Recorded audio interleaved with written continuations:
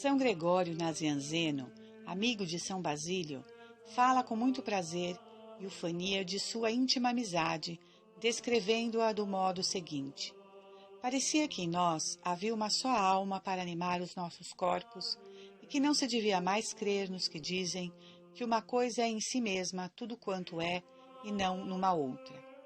Estávamos, pois, ambos em um de nós e um no outro.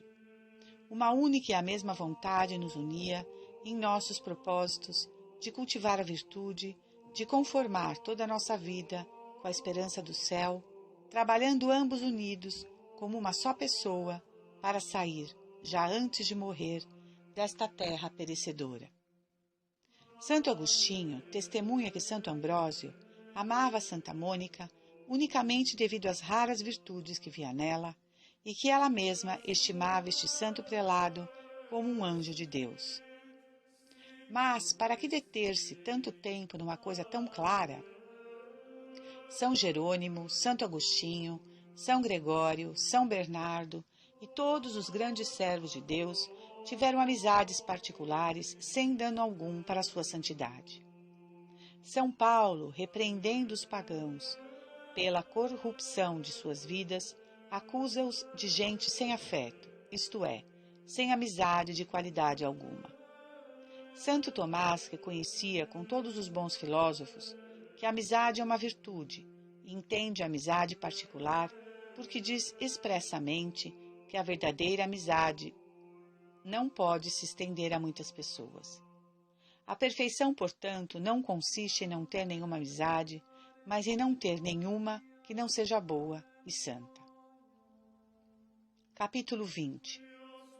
Diferença das amizades vãs e verdadeiras. Vou te dar agora, Filoteia, um aviso importantíssimo e uma regra geral. O mel de Heracleia, de que já falei, e que é um veneno muito destrutivo, assemelha-se muito ao mel ordinário, que é tão saudável, e há grande perigo de tomar um pelo outro, ou de tomar uma mistura de ambos, porque a utilidade de um não impede a malignidade do outro. Também quanto às amizades, é preciso muito cuidado para não nos enganarmos, principalmente tratando-se de uma pessoa de sexo diverso, por melhores que sejam os princípios que nos unam a ela, pois o demônio tapa os olhos aos que se amam. Começa-se por um amor virtuoso, mas se não se tomarem precauções prudentes, o amor frívolo se vai misturando, e depois vem o amor sensual e, por fim, o amor carnal. Sim, mesmo no amor espiritual, não se está livre de perigo se não se sabe premunir-se de desconfiança e vigilância, conquanto o engano aqui não seja tão fácil, porque a inocência perfeita do coração descobre imediatamente tudo o que se pode ajuntar aí de impuro. Assim como as manchas aparecem muito mais sobre o branco. Eis aí a razão, porque quando o demônio quer corromper um amor tão espiritual, o faz com mais astúcia, tentando ver se pode sugerir primeiro algumas disposições menos favoráveis à pureza.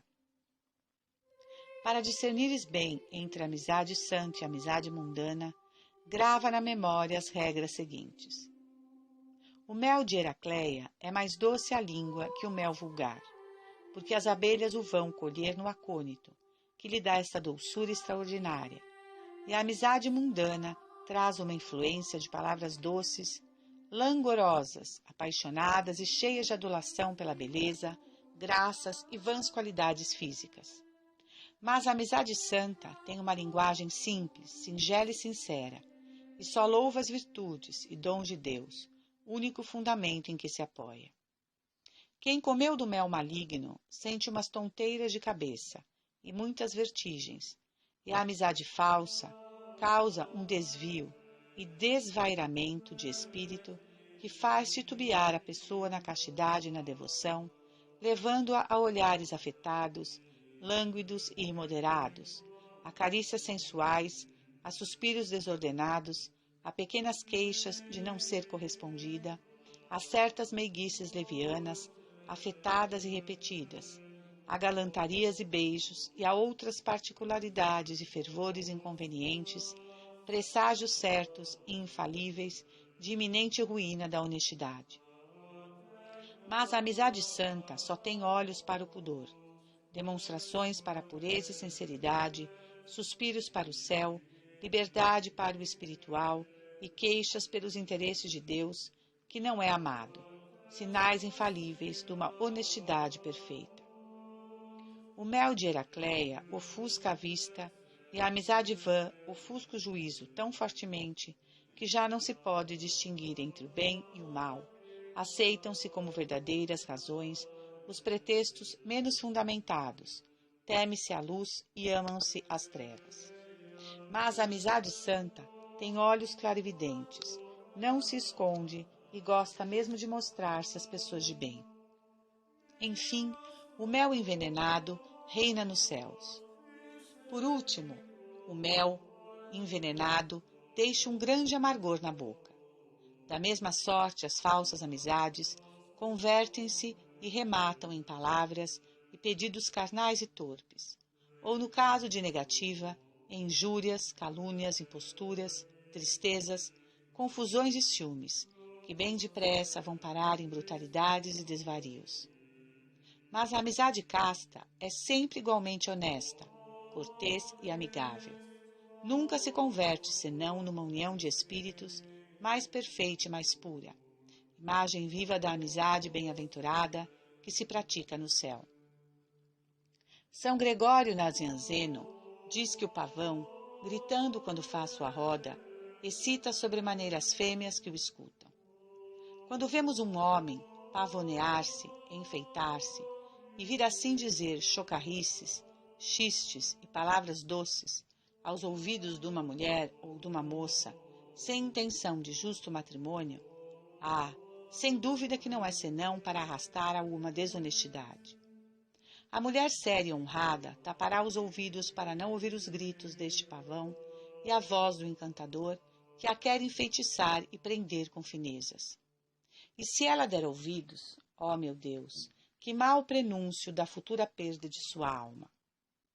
Os jovens que fazem gestos, carícias e dizem palavras em que não gostariam de ser surpreendidas por seus pais, mães, maridos, esposas e confessores, mostram que isso que tratam de coisa alheia é honra, alheia à honra e à consciência. Nossa Senhora perturbou-se vendo um anjo em forma humana porque estava só, e ele lhe tecia elogios sublimados, embora celestiais. Ó Salvador do mundo, a pureza teme a um anjo em forma humana, e por que não há de a impureza temer um homem, ainda que lhe pareça em figura de anjo, quando a louva com louvores sensuais e humanos? E se já estás presas nas redes desses amores loucos, ó Deus, como te será difícil soltar-te? Põe-te diante de sua divina majestade, reconhece a sua presença e a enormidade da tua miséria, a tua fraqueza e vaidade, depois, com maior esforço de coração, se for possível, detesta esses amores começados, abjura a vã profissão que deles fizeste, renuncia a todas as promessas recebidas e, com grande e muito decidida vontade, põe prazo ao teu coração e resolve nunca mais entrar nesses jogos e diversões de amor. Se te podes afastar do objeto deles, sem restrições o aprovo, porque como os que foram mordidos pelas serpentes, não podem facilmente sarar na presença dos que noutra ocasião foram feridos pela mesma mordedura. Assim também a pessoa que está picada do amor dificilmente sarará desta paixão, enquanto estiver perto de outra que tiver sido atingida pela mesma picadura. A mudança de lugar serve sobremaneira para abrandar os ardores e inquietações, quer da dor, quer do amor. O mancebo de quem fala Santo Ambrósio no segundo livro da Penitência, tendo feito uma longa viagem, tornou-se em absoluto liberto dos loucos amores a que se entregara, e ficou de tal sorte mudado que a louca namorada, encontrando-o e dizendo-lhe: "Não me conheces? Eu sou a mesma." Ele respondeu: "Sim, mas eu não sou o mesmo." A ausência tinha operado nele esta feliz mudança. E Santo Agostinho testifica que, para mitigar a dor que teve com a morte de seu amigo, se retirou de Tagaste, onde ele morrera, e foi para Cartago. Mas quem não pode afastar-se, que deve fazer? É preciso a todo custo cortar por toda conversa particular, por todo entretenimento secreto, por toda meiguice e requebro no olhar, por todos os sorrisos e, em geral, por toda espécie de comunicações e incentivos que podem alimentar este fogo que tão mau cheiro exala e tanto fumo despende. Quando muito, se é forçoso falar ao cúmplice, que seja apenas para declarar, por uma audaciosa e curta e severa protestação, o eterno divórcio que se jurou. Eu grito bem alto a todos que caíram nesses laços dos namoros. Cortai, despedaçai, quebrai. É preciso não perder tempo e descoser estas amizades loucas. É preciso rasgá-las e despedaçá-las. Não se hão de desatar os nós. É preciso parti-los ou cortá-los, pois, afinal de contas, esses cordões e ligaduras para nada servem. Não há razão para fazer caso de um amor que é tão contrário ao amor de Deus. Mas depois de eu ter assim quebrado os grilhões dessa infame escravidão, ainda me ficará dela algum sentimento e saudade, e as marcas e os sinais dos ferros ainda ficarão gravados em meus pés, isto é, nas minhas afeições. Não o farão, Filoteia, se conceberes tamanho ódio e aversão pelo mal, como ele merece, porque se isto for assim, nunca mais serás agitada por nenhum movimento, afora de um extremo horror por este amor infame e por tudo que dele depende, e ficarás livre de toda a afeição pelo objeto abandonado, e só com uma caridade puríssima para com Deus. Mas se pela imperfeição do teu arrependimento te ficam ainda algumas inclinações más, procura para a tua alma uma solidão mental, conforme mais acima te indiquei, e acolhe-te a ela o mais que possas, e por meio de repetidas aspirações renuncia a todas as tuas inclinações, detestas com todas as tuas forças. Lê com mais frequência do que costumas livros de devoção, confessa-te mais a miúde do que é teu costume, e comunga. Trata humilde e francamente de todas as sugestões e tentações que neste ponto te saltearem com teu diretor, e não a menos com alguma alma fiel e prudente, e não duvides de que Deus te livrará de todas as paixões, contanto que perseveres fielmente nesses exercícios. Ah, me dirás tu, mas não será ingratidão romper tão desapiedadamente com uma amizade? Oh, que ditosa é a ingratidão que nos torna agradáveis a Deus! Não podes crer-me, Filoteia. Não será ingratidão, será até um grande benefício que farás ao amante. Porque quebrando as tuas cadeias, quebrará as suas, pois vos eram comuns. E embora ele, por enquanto, não fique ciente e inteirado da sua felicidade, há de reconhecê-la sem muita tardança e convosco cantará em ação de graças. Ó Senhor, vós quebrastes as minhas cadeias, eu vos sacrificarei a hóstia de louvor e invocarei o vosso santo nome. Capítulo 21. Aviso e remédios contra as más amizades. Desde a primeira tentação que teu coração sentir, por mais leve que seja, vira-o imediatamente e completamente para outro lado, e com uma detestação oculta, mas firme, destas vaidades sensuais, eleva-te em espírito à cruz do Divino Salvador e toma sua coroa de espinhos para fazer uma cerca, como diz a Escritura, em redor do teu coração, a fim de que, como ela mesma acrescenta, as pequenas raposas não se aproximem. Guarda-te cuidadosamente de entrar em alguma combinação com o inimigo, nem digas, eu o escutarei, mas não farei nada do que me disser. Dar-lhe-ei atenção, mas recusarei todo de coração. Ó Filoteia, arma-te nessas ocasiões com a firmeza mais sólida. Muito estreitamente ligados estão o coração e os ouvidos para se crer que aquele não seja influído pelo que estes recebem. E como é impossível deter uma torrente que se lança pelo declive de uma montanha, também não se pode impedir que aquilo que o amor fez chegar aos ouvidos não caia no coração. Uma pessoa de honra nunca dará atenção à voz do encantador. Se acaso o escuta, ó Deus, que funestos augúrios de perversão completa do coração. A Santíssima Virgem perturbou-se à vista do anjo, porque estava só, e muito grandes eram os louvores que lhe trazia, embora viesse do céu. Ó Salvador do mundo, aquela que é a mesma pureza, teme um anjo em forma humana, e nós que somos tão impuros, não deveríamos temer um homem, embora pareça um anjo, se não dá louvores cheios de adulações vãs e sensuais? Semelhantes complacências jamais serão permitidas nem justificadas por razão alguma de boa educação ou respeito, nem mesmo se, procedendo de outra forma, te mostrares descortês e incivilizada. Lembra-te sempre que, tendo a Deus consagrado o coração e imolado o teu amor, seria uma espécie de sacrilégio tirar daí a mínima parte que fosse. Renova, no momento da tentação, o teu sacrifício por toda sorte de boas resoluções e protestos, e conservando o coração fechado, como veado no seu esconderijo, suplica a assistência de Deus, e Deus virá em teu auxílio, e o seu amor tomará o teu sob sua proteção, a fim de que permaneça intacto para ele. Capítulo 22. Outros avisos sobre a amizade. Sem uma íntima e grande cordialidade, não se pode contrair nem manter uma amizade. E como esta cordialidade é contínua, bem depressa se começam a confiar os segredos do coração. Todas as inclinações naturais passam invisivelmente de um para o outro, pelas mútuas impressões que um faz no outro e por uma troca recíproca de sentimentos e afetos. É o que acontece principalmente quando a amizade se funda numa grande estima, porque a amizade abre o coração e a estima dá entrada a tudo que se apresenta, seja bom ou mal. As abelhas vão colher o seu mel nas flores, e se estas são venenosas, chupam-lhe também o veneno.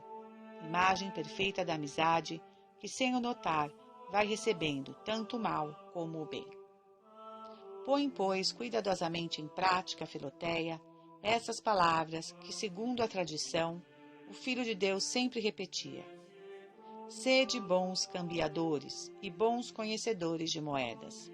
Isto é, não recebais a moeda falsa com a verdadeira, nem o ouro aquilatado com o falso. Separai o que é precioso do que é vil e desprezível. Com efeito, ninguém existe que não tenha certas imperfeições, e por esta razão havemos de participar na amizade dos deleites do amigo? Devemos amá-lo, embora imperfeito, mas não devemos apropriar-nos de suas imperfeições, nem amá-las, porque sendo a amizade uma associação do bem e não do mal, devemos distinguir as boas das más qualidades do amigo, como os trabalhadores do tejo separam o ouro da areia. São Gregório Nazianzeno conta que diversos amigos de São Basílio tanto estimavam e veneravam que até chegavam a imitar seus defeitos naturais e exteriores, como, por exemplo, seu modo vagaroso de falar, seu modo de andar, seu ar severo e pensativo e até o aspecto da barba. E nós vemos, na realidade, os maridos, as mulheres, os amigos, tomarem sensivelmente as imperfeições uns dos outros e os filhos dos pais, por uma certa imitação inconsciente a que a estima ou veneração os induz e conduz. Mas cada um já tem vícios de sobra e não precisa os dos outros. E a amizade não só exige nada disso, mas até quer que nos auxiliemos mutuamente a corrigir os nossos defeitos. Há de suportar-se com brandura as imperfeições do amigo, sem o reforçar ainda mais nelas pelas adulações e sem permitir que nossa alma fique contagiada por complacência. Estou falando somente das imperfeições, porque quanto aos pecados, nem mesmo aturar os devemos no amigo. É uma amizade muito fraca ou má ver o amigo perecer e não o socorrer, ou não ousar admoestá-lo um pouco sensivelmente para o salvar. A verdadeira amizade não se pode conciliar com o pecado, porque este a arruína inteiramente, como a salamandra que se diz que extingue o fogo. Se é um pecado passageiro, a amizade o expele imediatamente por um bom conselho. Mas se se trata de um pecado habitual, ele destrói toda a amizade que só pode existir com a verdadeira virtude. Muito menos, portanto, se há de pecar por causa do amigo, o qual se tornaria nosso inimigo, se nos quisesse levar ao pecado, e bem mereceria perder a nossa amizade, se tivesse em mira perder a nossa alma. Ainda mais, um sinal certo de uma amizade falsa é o apego a uma pessoa viciosa, e seja qual for o vício, nossa amizade é sempre viciosa, pois não sendo fundada na virtude sólida, outro fundamento não pode ter, senão o prazer sensual ou algumas daquelas imperfeições, vãs e frívolas, de que já tenho falado. As sociedades e companhias de negociantes só têm a aparência de amizade que se firma, não no amor das pessoas, mas no amor ganho. Enfim, eis aqui duas máximas divinas que chamam as duas colunas da vida cristã. Uma é do sábio: quem tiver temor de Deus terá também uma amizade honesta. A outra é de São Tiago: a amizade deste mundo é inimiga de Deus.